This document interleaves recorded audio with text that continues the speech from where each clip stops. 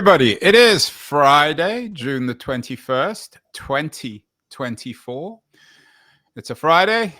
That was the week. Roundup of tech news in Silicon Valley with Keith Tier, based down in Palo Alto. And in Palo Alto, it seems, Keith, people are partying as if it's 2027 and AGI has arrived and the bots have taken over the world. The title of your That Was the Week newsletter this week is Accelerating to 2027. What's the big deal about 2027? Is this Silicon Valley version of a 1984?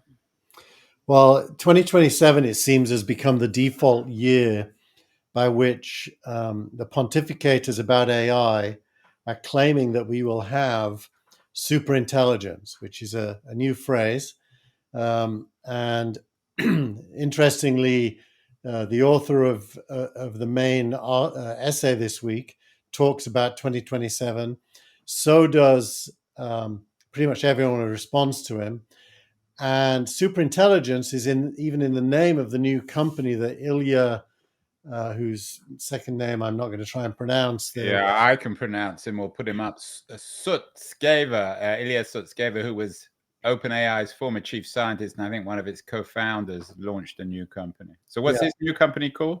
It's something Safe Superintelligence Inc. So why 2027? What's the big deal? That's 3 years' time. Well, the main essay, which is called Situational Awareness, plots a graph to 2027. So it's an arbitrary date. So it's and this essay that seems to have sparked a certain furor in Silicon Valley is by a character called Leopold Aschenbrenner. We're looking at his X page. He looks like a bot to me. He looks about 15 years old. It looks like a character out of Death in Venice or something by Thomas Mann. How do we know this guy actually exists? He's from something called Situational Awareness.ai. I think the only reason we know he exists is because smart people who are real have responded to his essay on X. So quite likely he exists, and he's responding back. He does look 15. I agree. He looks awfully young. Well, he reminds me of Harry Stebbings when Harry first started. I was one of the first interviewees on 20VC, and I remember Harry looked about that age at that time. He still looks pretty young. So what's Situational Awareness.ai? And what does this term even mean? And I know the essay this week that sparked your editorial is about something called situational awareness. Yeah, if you read that quote out from him, it kind of tells you situational awareness is his designation for people who are aware of the situation. He's basically hardly rocket science. He begins this essay, Situational Awareness, the decade ahead. You can see the future first in San Francisco. That's the kind of thing that would be written by a bot. It's hardly original. It's been written about 1 million times before. Yeah, so situational awareness is an elite group of people who really know what's going on, which he counts himself as being among, in quotes. And he proceeds at great length. I will tell you this, it's a 165-page essay. And young though he is, it's extremely well written, well presented. Graphs are, illustrating it are well made. And he has a very clear case. His case is that the cost of artificial intelligence is coming down. The ability per dollar spent is going up. And that in his view, by this time next year, AI bots will be able to talk to each other to improve each other through reinforcement learning. And that by 2027 will be at a time when there will be literally hundreds of millions, if not billions, of independent bots pursuing various tasks without the need for humans to get involved. Rather like maybe one of them would be this Leopold Aschenbrenner kind of guy. Is this Ray Kurzweil's Singularity? I don't know what year he wrote about, but he also predicted that this would arrive. I think it was either in the late 20s or 30s. Well, the Singularity I don't think it is really dated. It's a directionally correct prediction without a date, but Kurzweil basically says that innovation will accelerate to the point where the human brain can't catch up with it, which I will say, even though it still sounds a little bit science fiction, is less science fiction than ever before as you get to grips with what these people are doing. It doesn't seem impossible that machines all by themselves working together and against each other, so they teach each other, will be able to leverage their training to come up with insights, let's say, that humans wouldn't be able to come up with. Keith, you in a previous life, you were a student of German historicism, and Germans, of course, love to think about history in terms of its inevitability. Is this what Leopold Aschenbrenner is arguing in situational awareness, that technology now, Moore's law, and the falling cost of AI is inevitably leading us to AGI? Well, he calls it superintelligence, which is even beyond AGI. So the definition of AGI is it's indistinguishable from a human. The definition of superintelligence is it does things no human could do. And Like certain beers, German beers. No, it wasn't a German beer. Heineken, that's a Danish beer, right? it's Scandinavian. Yeah, I think it's Swedish. Could be Danish. No, it's Danish. I agree. I'll believe you. I'm not a beer guy, so I have no clue. But yeah, so this superintelligence will lead us humans to an intelligence that we can't even imagine, or will we be able to understand it? we will be able to understand the outputs because we'll learn about them, but we wouldn't be able to arrive at the outputs ourselves. That's quite a dramatic prediction from a young man like Leopold Aschenbrenner. How seriously should we take it? I mean, Gary Marcus, of course, our old friend, has jumped in here, one of the great skeptics of AI. What does he say? And you have a link to his piece in this. Yeah. Well, Gary makes fun of Leopold in the following way. The first is he accuses Leopold of only being able to draw graphs that extrapolate using a straight line from something current to the future, and misses out what the limits might be to that graph continuing. So in Marcus's world, LLM's intelligence is capped. He may not even concede they have intelligence, but insofar as he does, it's limited by the fact that the core technology is employing statistically driven word finding, and therefore has no knowledge of what it's saying or how realistic what it's saying is. And so Pete, we have no proof this guy exists. He certainly doesn't look very real. And you're saying the only reason we should take this seriously is because what you call serious people have taken it seriously, but they could all be deluded too or tricked, couldn't they? No, that's not my argument. My argument is different, and I'm not going to join either camp, but I think there's merits in both camps.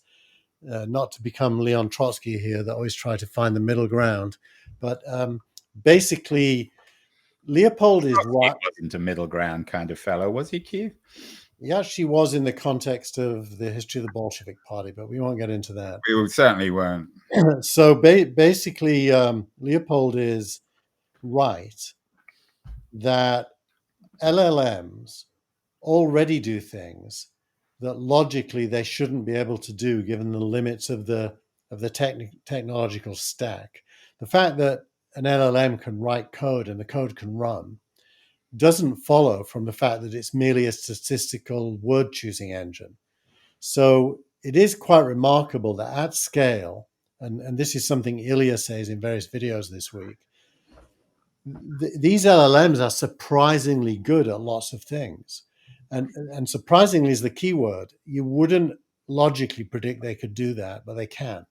So therefore, let's not rule out that as they scale and become cheaper, they'll be even able to do even more things that would be surprising. I mean, this is all, to me, very abstract speculation. It's just science fiction. But does it tell us in a week where, and you have one of the news of the week pieces that NVIDIA now has ascended to the most valuable company of the world, maybe has echoes of the dot-com boom, that you, and not maybe you, but your fellow VCs and other tech people in Silicon Valley, they want this stuff. There's a hysteria down there. So when something slightly ludicrous like Aschenbrenner's piece comes out, they all embrace it or react against it. Yeah, but you can't want something into existence that isn't real. It either can or can't happen. That's a pretty binary thing. So even though you may be right in describing the hopes of Silicon Valley, that's not going to make these things happen. Ilya and OpenAI and Anthropic, if anyone makes it happen, it's going to be those guys, and they are all doing things that are pretty stunning to us lay people in this world. Look at Anthropic. This week it announced Claude 3.5. They always announce Claude in stages. This is what's known as the stage one. It's massively better than the one they launched 6 months ago at 10% of the cost. So So 10% progress of the cost to who? Anthropic or us? to Anthropic, to Anthropic. So But isn't that always the case in the early stages of any technology? well, it's way beyond Moore's law in terms of how fast the cost is shrinking and how fast the scale is growing and how fast the competence is improving. I mean, that's what Gary Marcus never acknowledges, and I wish he was more balanced because he does make some valid points about the architecture, but it is not predictable even 6 months ago that 6 months later we would be where we are. Things are moving so fast that a 6 month prediction is out of date quickly. Well, we all know the Harold Wilson quote, another fellow Yorkshireman, Keith, about a week being a long time in politics. What about 3 years in tech? What should we conclude? Does it suggest that we simply have no idea? I mean, whenever technologists talk about the 5 or 10 year window, I always think they're basically throwing up their hands and saying, I have no idea what the future is. I'm just speculating. Even the best thinkers in this space have underestimated how fast things will change. So yes, they themselves are surprised that what they're building can do what it does, because that wouldn't have been predictable based on all of the thesis you had at the beginning of building it. But how is this? It's still no evidence to me, as not really a technologist, not a Silicon Valley person really like you, that this is actually having any impact on ordinary consumers like myself. I still, for whatever Anthropic improvements are, however much better Claude 3.5 is, and then we'll have Claude 4.0 and blah, blah, blah. What difference does it make? I'm not using this stuff. I still don't see products, mainstream products that are changing the world like Jobs did with the iPhone. So we have a comment, by the way, that Leopold used to work for Sam Bankman-Fried previously. Is that a joke? No, I think it might be true. And then he was fired from ChatGPT, and he's now running a hedge fund. And yeah, well, everyone, I run a hedge fund too, Keith. We all run hedge funds, right? I don't know about this Leopold. I'll have to get him on the show. I think he's a bot. But back to the real question.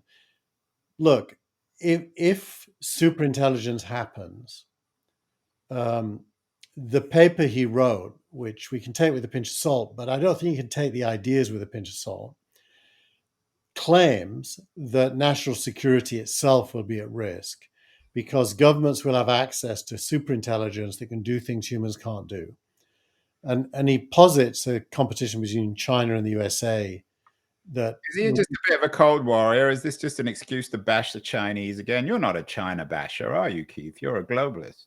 Yeah, he's a total cold warrior, without a doubt. Maybe he's an invention of the Pentagon or of Peter Thiel or something like that. It's definitely. Let's go back to the real world. I'm not convinced by. I mean, it's interesting and amusing, but I'm not sure how relevant it is. There's real news this week. The Surgeon General came out with a warning or suggesting that social media should come with warning labels. Mike Masnick, one of your fellow libertarians, Keith, suggests that he's wrong. What's your take on the Surgeon General's remarks on social media? Well, let's just acknowledge at the beginning that you wouldn't trust anyone of a certain age to understand social media and its impact on people. You're old and you claim to understand. How old are you? You're almost 70, Keith. You understand it. Why shouldn't the Surgeon General? I understand it, but I wouldn't tell you I understand the impact on my kids, because my kids' brains are not available to me 100%. Let's say that. Well, are you saying that the that any doctor or researcher can't determine the impact of anything on the minds, the mental health of a child because they're not a child? Well, the observer's biases influence what they see, as we know. Like just like you accuse Silicon Valley of seeing what it wants to see. Well, that's actually true of everyone, based on their skills and their knowledge. So Masnick throws into the field in this essay a bunch of evidence to the contrary, which seems very compelling to me, which is the benefits of social media, and the argument that many of the ailments that are perceived as being caused by social media actually have other causes Yeah. to do with I have to admit, I'm not libertarian, and I don't always agree with Masnick, but I think he's right on this one. The idea of it's not going to be like a packet of cigarettes anyway, and kids don't pay any attention to any warnings on the screen. So it does seem again another, if not, I don't know if it's not a storm in a teacup, but a certain kind of hysteria that seems to affect everything about America these days, and that. And of course, it comes out of the anxiety, the age of anxiety, a best-selling book suggesting that social media. There's clearly something going on, though, with the mental health of young people and the general cultural atmosphere. But to blame it all on social media, I think, is problematic. You know, one of SignalRank's investments is in a company that provides therapists to schools to work with teenagers, and that company is booming because schools are liable, and therefore want therapists to avoid bad outcomes. Very prevalent in my area here in Palo Alto. So I think the society drives fear and paranoia and legal liability, which drives narratives about what bad could happen as opposed to what good is happening. So we don't really see optimism in the narrative. And when we hear optimists, we accuse them of being zealots or deranged, because obviously optimism is crazy. Well, So I don't think that's entirely true. I mean, am I stretching a point, Andrew? It could be. I think, well, you're just reversing their point of, I'm not sure anyone who has any optimistic thought is considered mad. Are you suggesting that's the current case? Well, the more optimistic you are, the more in doubt is your sanity. Like this guy Leopold, he's both optimistic and pessimistic. He's optimistic about technology and pessimistic about nation states and likely war. But most people are focused on his optimism. Actually, I think I'm the only person who mentioned his pessimism ever. Yeah, I'm not sure he's more optimistic or pessimistic. He's deterministic. I mean, he seems to think that we're going, as Gary Marcus said, that the straight path is inevitable. Yeah. What else is so? I think you and I are probably in agreement on the need to control social media, and I'm guessing that Aschenbrenner would probably want to ban TikTok. Probably sees that as a danger. There's a lot of interesting news this week in a more positive way about videos. You have a TechCrunch piece about DeepMind generating AI soundtracks and video and dialogue for videos, for AI videos. And then there's an interesting piece from Nieman Lab about whether the news industry is ready for another pivot to video. Is it video's moment again, Keith? Well, video is been becoming huge for probably a decade, if not more, since YouTube started. It's like the Brazilian economy, always about to happen. And you look at the numbers around YouTube and TikTok and Instagram moving to video and Facebook having Reels now. And this show. Clearly video is easy to make, easy to distribute, free, pretty much free. That'll be helped by this week's startup of the week, which we can get to later. Yeah, we're going to get to this. We're setting ourselves up for that one. But yeah, no, video is on fire. The DeepMind stuff is closer to OpenAI's Sora, as in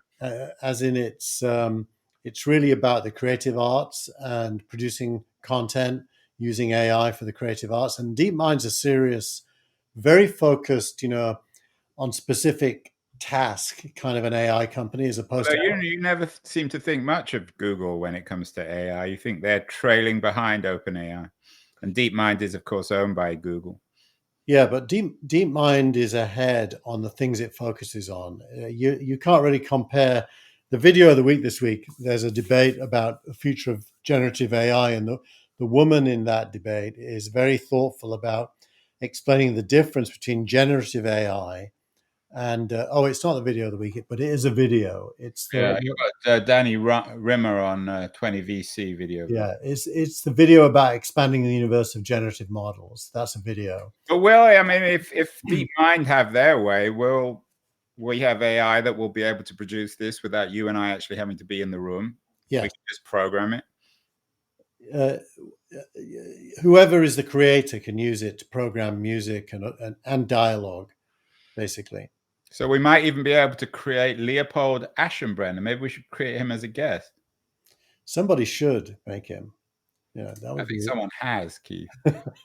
Before we get to product of the week, which is part of our optimism on the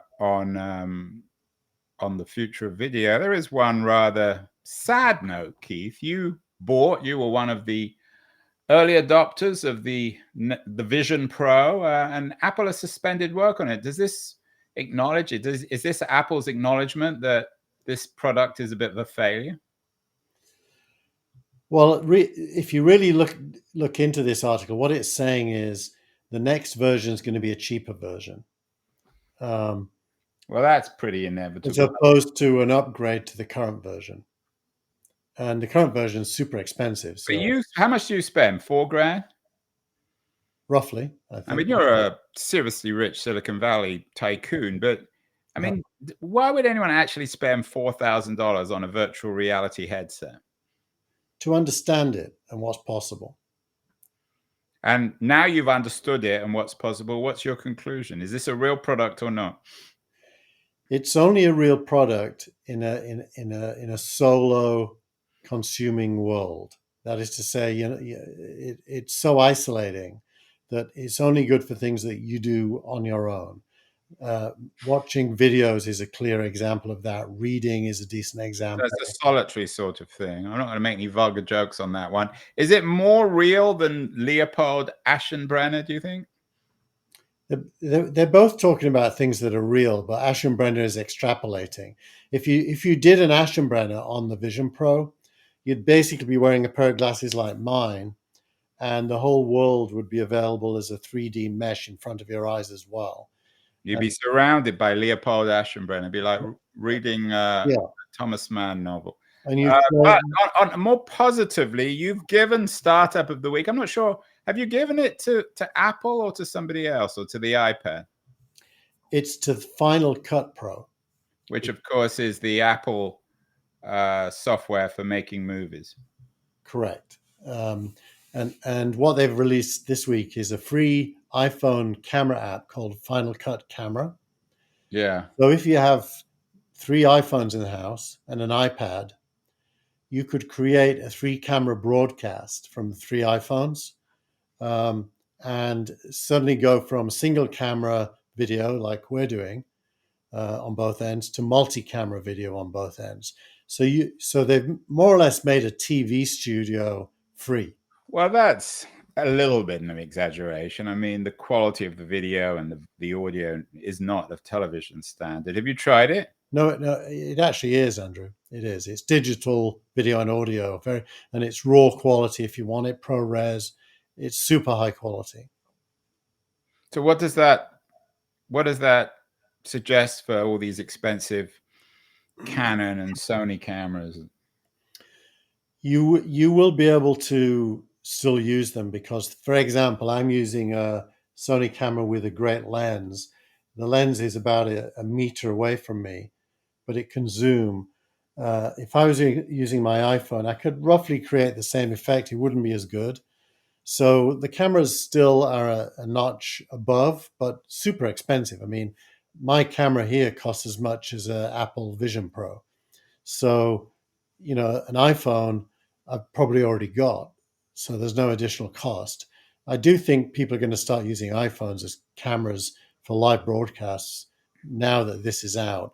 And the other thing is, it lets you create a recording of each camera to create multi-camera post-show edits to then go on and use Final Cut to edit. And does it require the very high-end new iPad, or does it work with all iPads? It works with all recent iPads as long as you have an M1 chip. So you think this is a big deal? From the point of view of tools for creators, it's a big deal. I mean, obviously, creators are a small subset of the whole of the population, so most people won't even notice it. But if you're a creator doing especially live video that involves more than a single camera, like we could have a couple of people now sat in my office as well as me, and they could be available to you on screen to switch to with an iPhone pointed at each of But them. we could do this on our Restream, couldn't we? Which we're using. With Restream, they have to call in, so they couldn't just sit in my office. I can't put multiple cameras into Restream. So we could get Gilmore and some others, and they'd all be on their iPhone, and we could mix it as we go. I believe they all have to be in the same room for it to work, on the same network. No. Well, that's an interesting development, and it certainly is important for news entrepreneurs. Yeah, we didn't talk about that. Well, I brought that up. So yeah, that's a broader point, which I'm actually interested in your views there. This is the news industry ready for another pivot to video. Well, it's also challenging that it may not be up to the job. It's saying as more and more people get their news from video, where does that leave the New York Times and the Washington Post, which are still largely the written word? What's going to happen there, and what competence does the New York Times have to evolve into a video producing platform as opposed to a writing platform for its employees?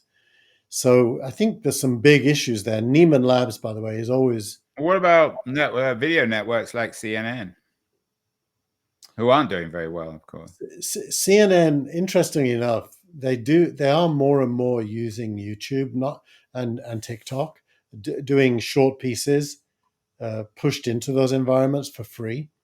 And I do think they have to do that, if nothing more, but for marketing purposes and their brand.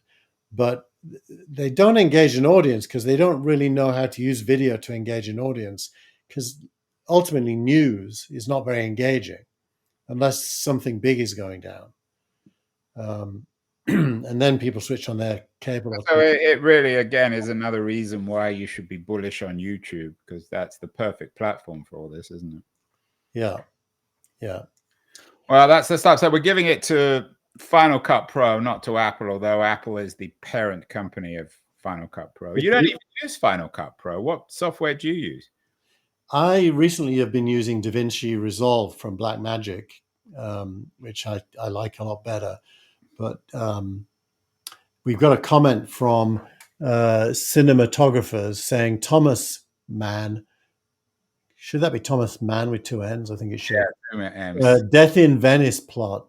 We should be careful not to fall in love with Leopold's predictions. We are falling in love. That was a good point. We are falling. I think we've fallen head over heels in love with Leopold Aschenbrenner. And that brings us to the X of the week. And of course, who is the author of the X of the week? It is a certain Leopold Aschenbrenner. I think, Keith, you've already fallen in love with this guy.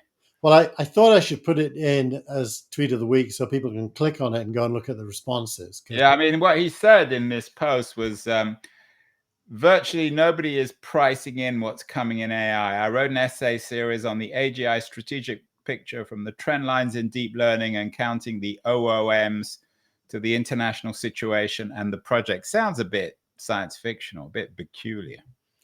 And then he talks about what is the project? And then the free world must prevail. This guy's a bit insane, isn't he? Yeah, this is his kind of Cold War part, which is highly objectionable. But I mean, he's young, right? So it's a little bit like going in the Well, school. we think he's young. I mean, he has the photo of a young man. We don't know if he really exists. Could be an old guy. Could be Steve Gilmore or Gary Marcus or something.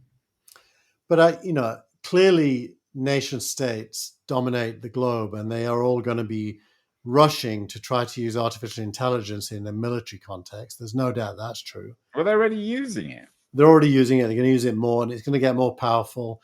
With robotics, they even get to arm AI physically. So, it's not wrong to discuss that. But all it does for me is it amplifies the need for the human race to tell their governments that war is not an outcome we want. And please don't use this to, in quotes, win. Because if you try and win, we're all going to lose. So you blame the governments for this? It seems like this guy's insane. I mean, to talk about something called the free world must prevail. Superintelligence will give a decisive economic and military advantage. China isn't at all out of the game yet. What kind of nonsense is that? I mean, China wouldn't mean out of the game. China is probably ahead of the United States, which is not particularly surprising or worrying. Why should we worry about that? Well, he's saying the same. He's saying China's not out of the game and it's going to get stronger. We know that. We don't need Leopold Aschenbrenner to tell us that. He also makes the point that open source fuels foreign rivals because it's open. And he also makes the point that security around the key part of a model is called a weighting, that the security around weightings is so poor that every weighting on the planet will be stealable by super intelligent bots. So none of that is really wrong. It may be alarmist, but there is kind of an element of truth about it. So one has to, at least, if one was in government, especially in security, you would probably have to read this and figure out what is valid and what isn't. And some of it will be valid. But it's just technology. I mean, it's the same as when industrial states invented industrial weapons. Either in terms of the production or their output. I mean, there's nothing particularly dramatic about this, is there? No. So can we nuke Leopold Aschenbrenner, Keith? Can we get rid of him entirely, or do we take him seriously still? We may never see him again because this may be a one-off. On the other hand, he may double down and become important. So I'd say watch this space. He's a bright kid. He's young, therefore prone to exaggeration, as all young optimists should be. Especially young German optimists. Exactly. Well, German-born, American bred. Be careful now about making unpleasant remarks about Germans. Their team's good in Europe. Well, I'm not going to say two world wars and one World Cup, because England's lost many not world wars, but World Cups to the Germans. So I think we'll end there, Keith, because otherwise I'm going to get banned. Have a great week, and we'll see you again next week. Bye.